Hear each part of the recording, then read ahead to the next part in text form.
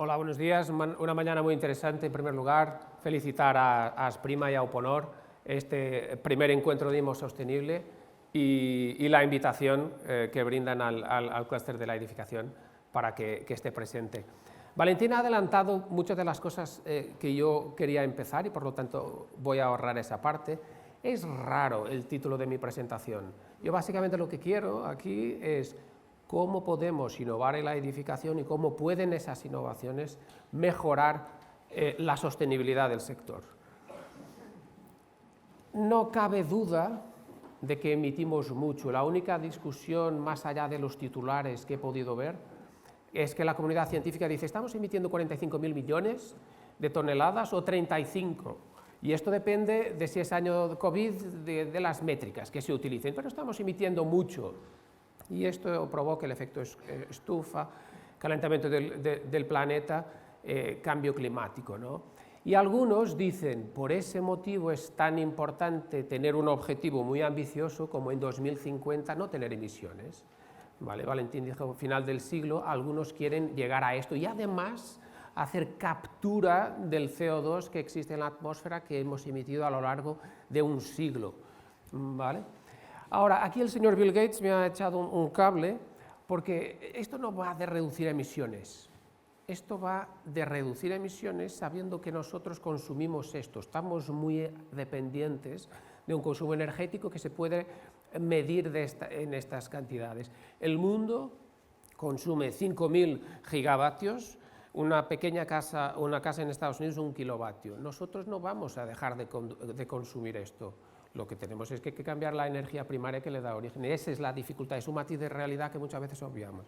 Y eso es importante. Es de tal forma que muchos investigadores, la comunidad científica en general, dice es imposible.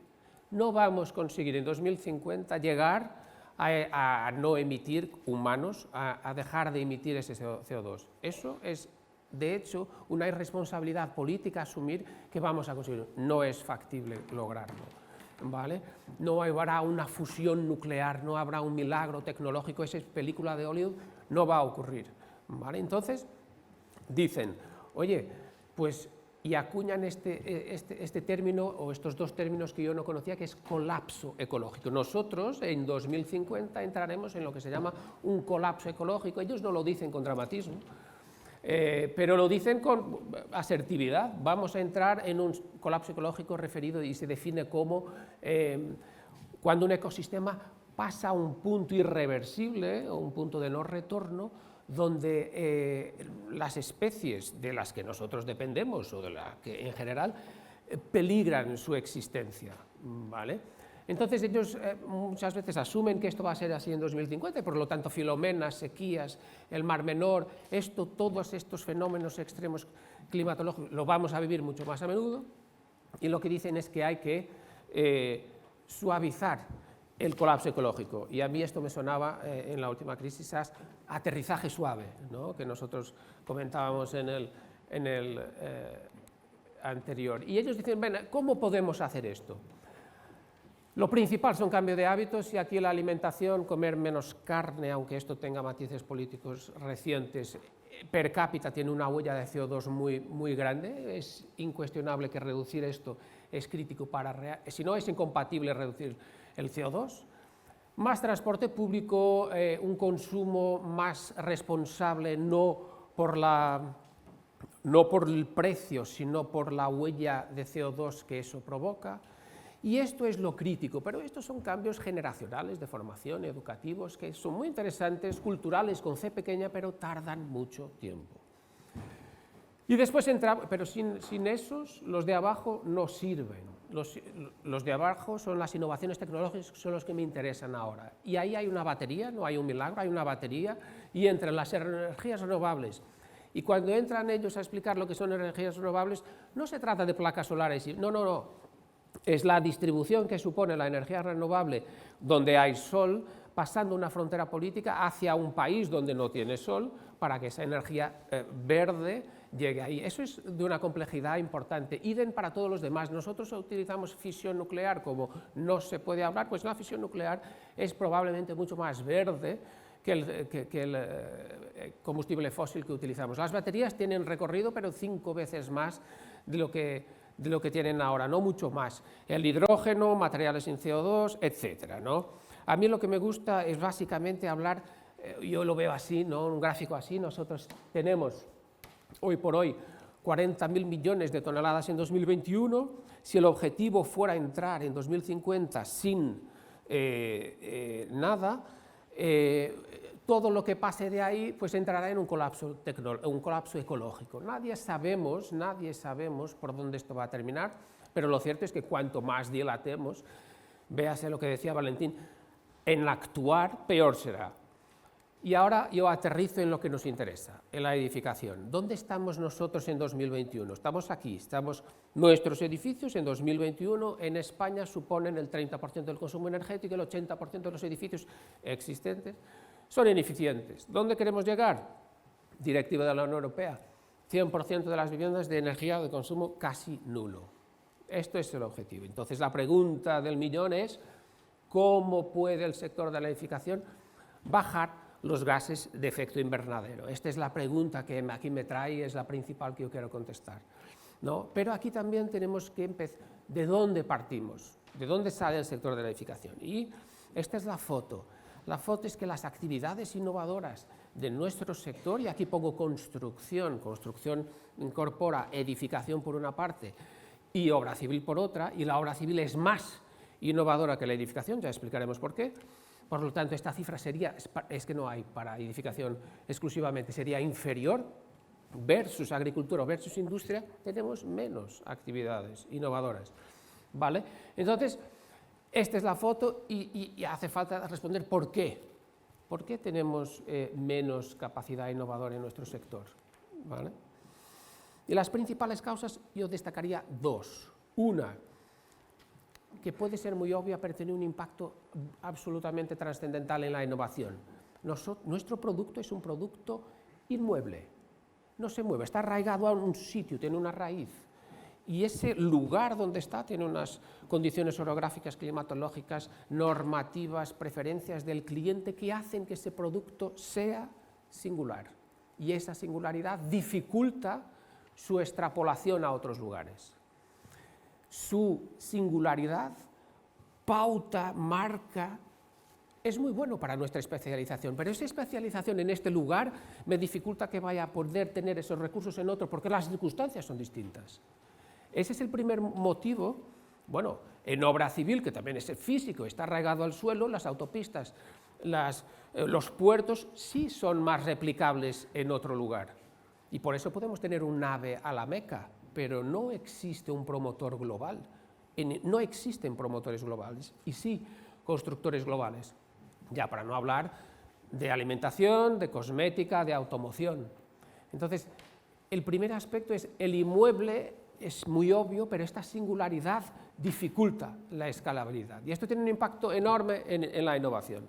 Y el segundo motivo, derivado del primero, es que es un mercado muy atomizado, es un mercado muy pulverizado. La inmensa mayoría de los agentes son microempresas. Tenemos una inmensa mayoría de microempresas, lo que implica, por ejemplo, en residencia, obra nueva residencial, la mayor cuota de mercado que tiene el principal son un 2% de cuota de mercado, es muy reducido, hay poca masa crítica. ¿Esto impide que hagamos innovaciones? No, podemos innovar.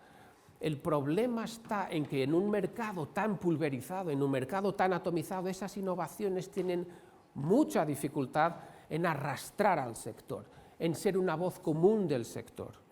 En un mercado así es muy difícil que marque la pauta, ¿ok? Bueno, pero no podemos quedarnos en esto, entonces, ¿cómo le damos la vuelta? Y aquí hago un paréntesis teórico que para mí es importante, que es el capital intelectual en la edificación. El capital intelectual en la edificación, capital intelectual es difícil de medir, es escurridizo, pero es absolutamente crítico y la base de valor de una organización. Se puede dividir en tres patas principales. La primera es el capital humano. El capital humano es la capacidad, la competencia, las aptitudes que tiene un trabajador. Cuando un trabajador se va de una organización, se lleva su capital humano. Cuando entra otro, trae su capital humano. Es algo que no se puede explicitar, es tácito, está imbuido en esa persona. Bueno, pues aquí puntuamos en verde. Nosotros tenemos capital humano, un sector cada vez más profesional, cada vez más profesionalizado, eso es muy bueno. Después el capital estructural organizacional, lo voy a mezclar en ambos, básicamente es la capacidad que tiene la organización en apoyarse en procedimientos y en procesos y sacar partido de ellos. Los estadounidenses son muy buenos en esto, consiguen sentar a una persona y dicen, sigue este checklist, y ellos siguen ese checklist y son capaces de tener un entregable solo siguiendo ese código que ellos han puesto. Este es un ejemplo muy básico, pero llevado a un extremo de organización, es la capacidad, una empresa que tenga un buen capital organizacional es una empresa que consigue trascender, pervivir a sus fundadores, a sus directivos, a su gente, ¿no? Es un trabajo difícil, es un trabajo engorroso, aquí puntuamos en naranja, pero es crítico si queremos codificar esos conocimientos, esas aptitudes y toda esa, incluso la parte de cultura que podamos codificar para que perviva esa organización más allá de sus gentes, ¿vale? Esa es otra. Y por último, el capital relacional, y esto va ya con mi título. El capital relacional es la capacidad de hacer relaciones de valor con mis aliados, aliados entendidos como proveedores, clientes, competidores, administraciones públicas. Y relaciones de valor no es una cultura extrovertida, no va de eso. Ahí España puntúa muy bien, no va de eso, va de tener relaciones que generen innovación, que impacten en la TIR, en la rentabilidad de mi empresa. Cuanto más grande es el capital relacional, más innovaciones yo consigo hacer conjuntamente y que reviertan en la rentabilidad de mi organización. Y aquí, en capital relacional, pues nosotros puntuamos pues mal, hay muy pocas innovaciones conjuntas entre alianzas que pauten el sector, que cambien el sector. Y esto tiene mucho que ver con la disgregación del mismo, con una masa crítica muy pequeña. Puede llegar a ser frustrante este mapa porque hay mucho talento, pero hay dificultad de perpetuarlo en el futuro y de sacarle partido en el presente, pese a tener el know-how. Entonces, no podemos quedar aquí, yo vuelvo a la pregunta fundamental, es cómo puede el sector de la innovación innovar, bajar gases de efecto invernadero. Y aquí es donde entra, solo puede hacerlo aumentando la masa crítica, sabiendo que somos un sector que siempre será versus otros, singular y por lo tanto muy atomizado, ¿vale? ¿Y cómo hacemos esto? Pues aquí es donde entran en juego las asociaciones, las plataformas, los clústeres, que permiten crear relaciones de valor y proyectos de innovación que puedan generar y trasladar estas innovaciones a todo el colectivo. Entonces, termino con un par de ejemplos, donde Uponor, de hecho, está incluida en estos trabajos del clúster de la edificación,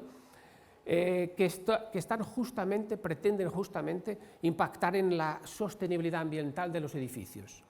El edificio piloto tecnológico sostenible pretende marcar la pauta en lo que a edificación se refiere, en recuperación de residuos, gestión de agua y certificación energética, eficiencia energética, en un edificio. Otro, soluciones industrializadas para la envolvente de edificios contaminantes. ¿Qué soluciones podemos pautar, marcar para que todos las puedan tener accesibles? Y por último, la separación, recuperación y reintegración de los residuos de obra que hoy terminan en un vertedero común. Este es otro de los proyectos que nosotros desde el clúster con empresas.